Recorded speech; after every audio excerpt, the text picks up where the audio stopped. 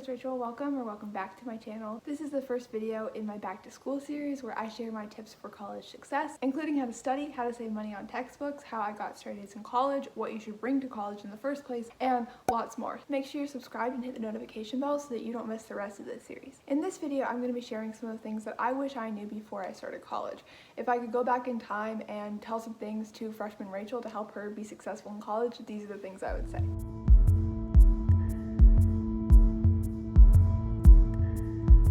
Half of the battle to getting good grades is honestly just staying organized. I cannot stress this enough. I went through a lot of different planners and organization systems trying to find something that worked for me in college, and I'm glad that I did because I found a system that works really well for me. I might share that in a later video, but the important part isn't the set system that you use. It's that you are organized in the first place. A lot of people think that only really smart people can get good grades in college, or that you might not be good enough or smart enough or whatever. That's not true. I worked as a tutor for 3 years, and a lot of my freshmen would come in and they felt like they weren't smart enough, like they needed to work harder, that they were just bad at math or bad at psychology or whatever the subject was, when in reality they were just really disorganized, and they would be missing assignments because they weren't sure when they were due and they would forget them, or maybe they wouldn't do the reading before class because they weren't organized with their homework schedule, and so they would be confused in class. Things like that. Being organized will make sure that you know when your assignments are due and that you can get them done on time and ahead of time, and plan to have enough time to get everything done.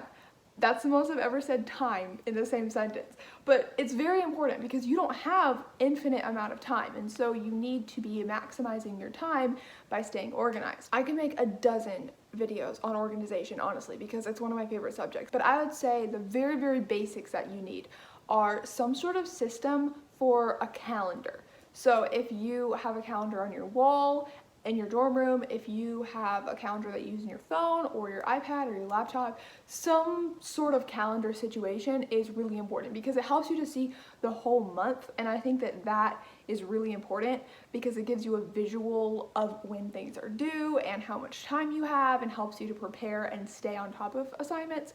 You also need something to help you keep track of what you need to do each day, and smaller assignments, because in college you're going to have a lot of little assignments that maybe don't need to go on your calendar and aren't going to fit if you try and write every single little thing you have to do on a monthly calendar. But if you have a system for keeping track of weekly or daily assignments, then that is a place that you can put those little things down and make sure that you don't miss points on little assignments or extra credit assignments and things like that. A lot of people lose points on small assignments because they miss when they're due, they forget about them and things like that, and then they have to score really, really well on their tests and on big papers to make up for that, and that's really stressful. So for keeping up with those little things, I recommend a planner. If you're not a planner person, that's fine. There's a ton of other ways that you can organize. You can use just a plain notebook. You can print off planner sheets that are just blank sheets you can fill in from the internet and just keep those in a binder. There are so many different things you can use. My first semester of college, I didn't actually even use a planner that much. I just wrote a big to-do list for the whole week, and then I color-coded based on what day was due, and that worked really well for me.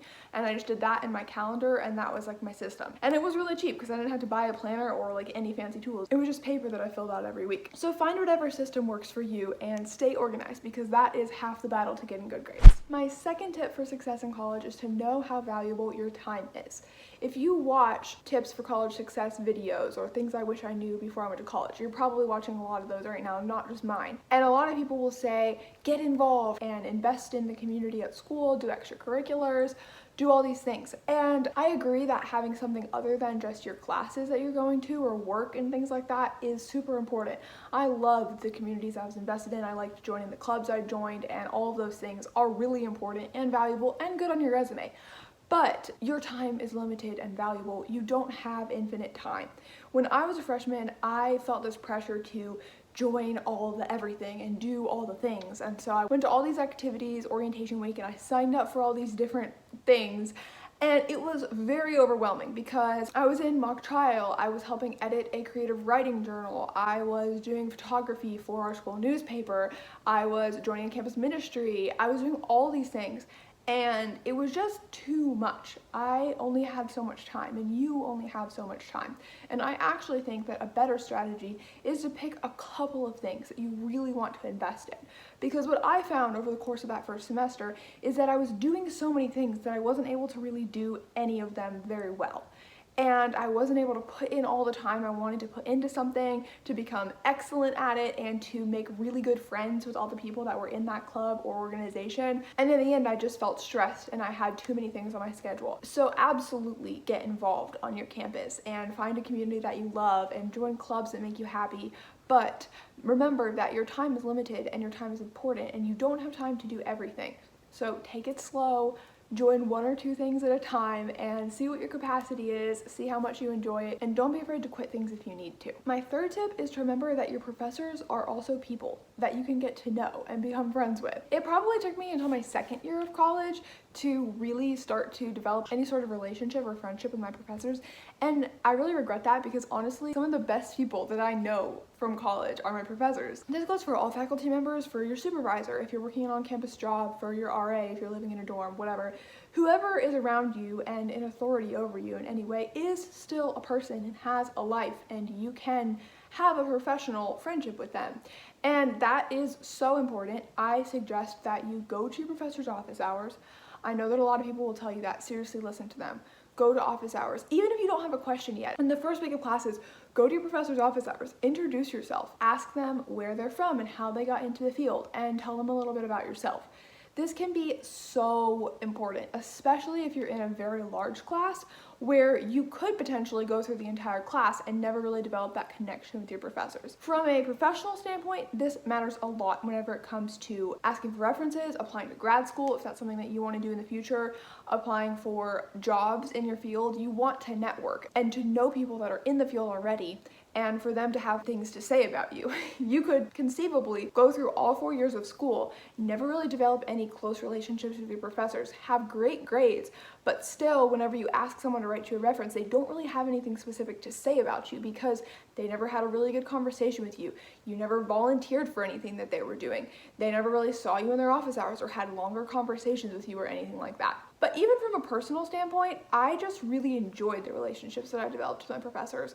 They were some of the smartest and funniest people, and I still email them and update them on what's going on with my life. They're so caring and interested in what's going on with me, and I've had quite a few of them offer to write me an indefinite number of recommendation letters for scholarships and grad school and jobs and like anything I need it for, and they have helped me with applications and just been there if I have questions about progressing past college and things in the field and stuff like that.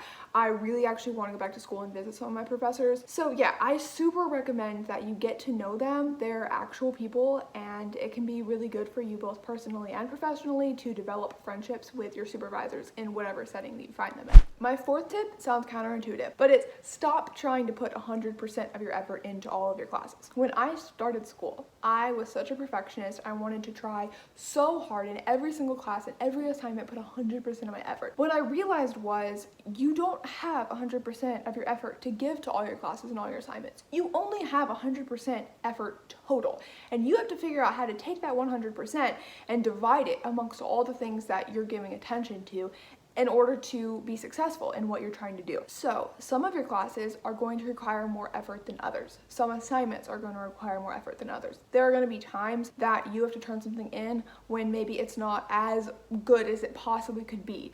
But that's okay. You don't live in a vacuum where you only have one class and that's your whole life, or you only have one paper and that's your whole life.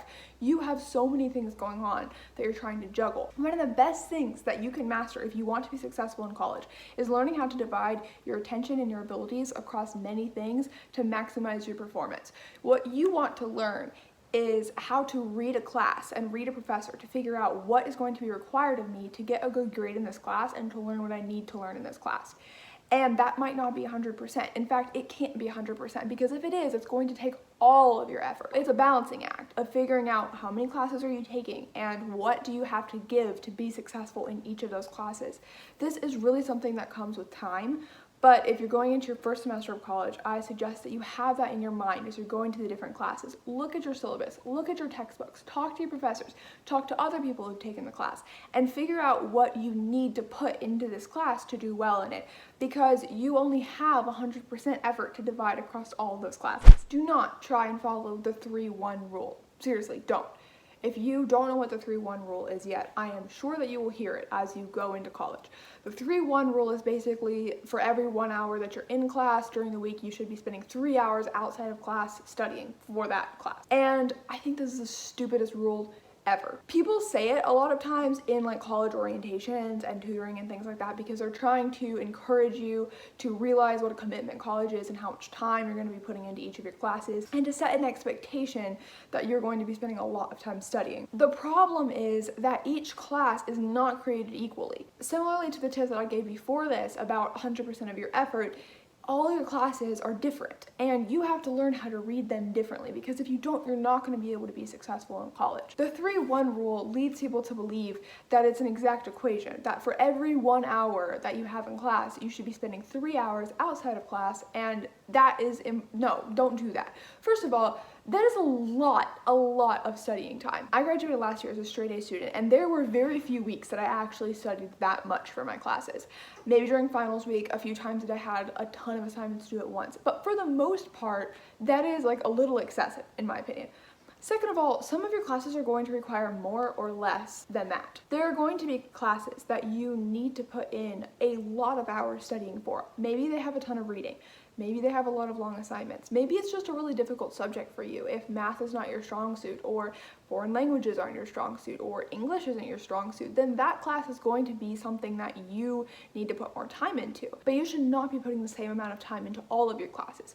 You need to know your own strengths and weaknesses, and know what things are important and not important, and know which classes require a lot of effort or little. If math is a breeze for you, and college algebra is the easiest class that you have, don't feel like you need to be spending 3 hours for every 1 hour that you are in class studying. You probably don't. You probably already know most of those things, and you need to just get the homework done, move on, and focus on something that's more difficult for you. Another factor is what classes are needed for your major and what classes are gen eds. Gen eds are all your general classes that everybody has to take: math, English, science, etc. They don't necessarily pertain specifically to your major, but they do count equally toward your GPA. So while you do need to be putting effort into those classes in order to do well, they aren't going to need the same amount of attention as your major classes, because your major classes are the classes you're taking for your degree. For me, that's psychology. I'm starting a doctoral program in clinical psychology this fall, and so all of the psychology classes I've taken in the past are more important for me to actually know that material. While I was taking those classes, I was aware that I was going to be pursuing a graduate degree in this field, and that was going to be the field I'm working in as a professional after I'm finished with school. So I need to know those things, and it was worth it to me to put in more hours and more effort in those classes than a gen ed that I had to take, like geoscience or college algebra. Those are classes that I needed to get a good grade in, but I didn't necessarily need to put in the effort to learn every single little detail that was presented in the class. As much as it would be nice for there to be an easy equation and ratio that fits every single class, there's not. How much effort you need to put in during the week is really going to depend on what classes you're taking at that time. During the first couple weeks of school, as you are starting your classes, you should be considering which classes you think are going to take more time and starting to figure out a good schedule for how much time each week you should spend studying for each of those classes and how much time the assignments in those classes are going to demand from you. My next tip is just to remind you that it is okay to skip classes sometimes when you need to. When I started school, I was under this mentality that I needed to go to all my classes and that I couldn't miss any classes. If I missed, it was bad and I would get behind and all of this stuff, because everyone tells you how hard college is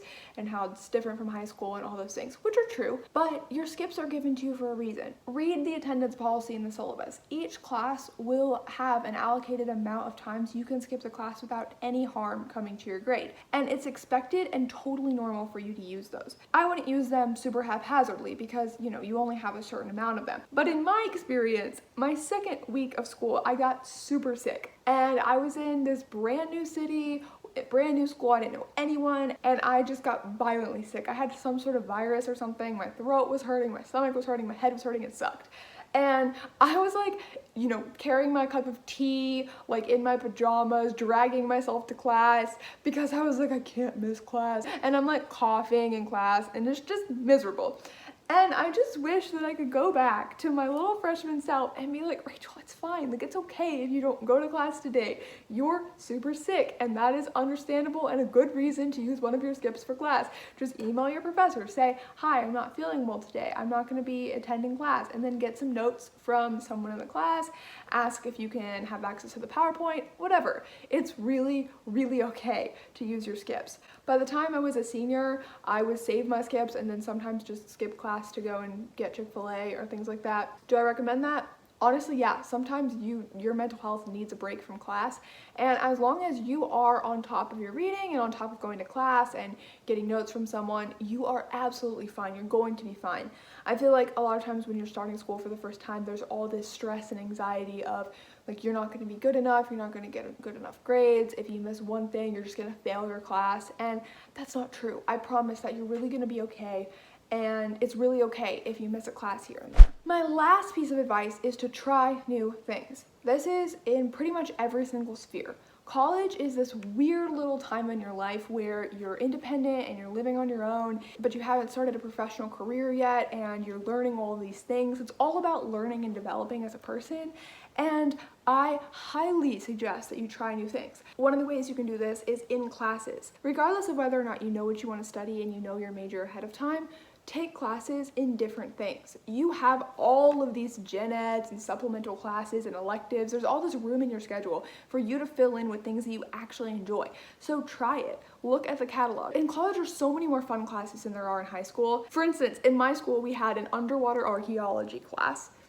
That's awesome. Who doesn't want to take underwater archaeology? We had music classes that you could take even if you weren't a music major. There were some art classes you could take if you weren't an art major. There was a film class where you literally just like watched movies and went to plays and stuff like that, and then wrote about them and talked about them in class. Like, there are so many different things depending on your interest that you could take and learn. And sometimes that has changed people's majors because they've taken a class and they realized that that is really what they love to do. And they wouldn't have even known about that if they hadn't tried to take that class and gotten the exposure to that new subject. Trying new things goes beyond the classroom though, because college is this whole weird time and there's all these new people you're meeting.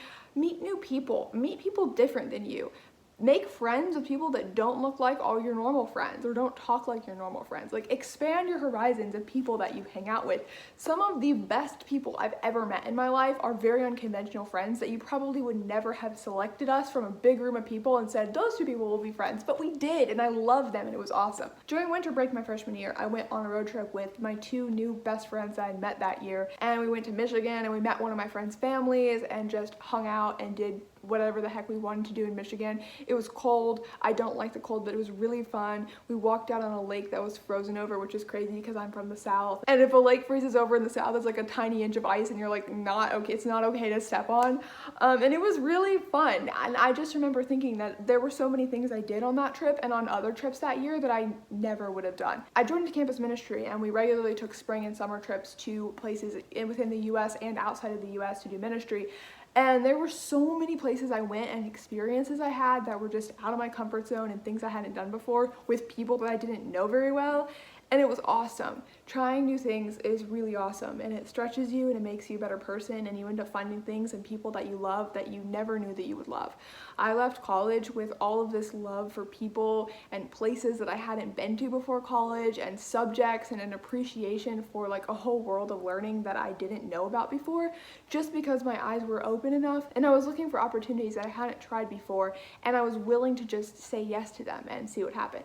If you've been watching my videos for a while, you know that I have two cats named Rose and Nina who I absolutely love and who make very frequent cameos in my videos. And some of you guys have started doing this thing where you point out if you find a cat in a video, and I think it's really funny. So I decided to make this spot the cat thing an actual game.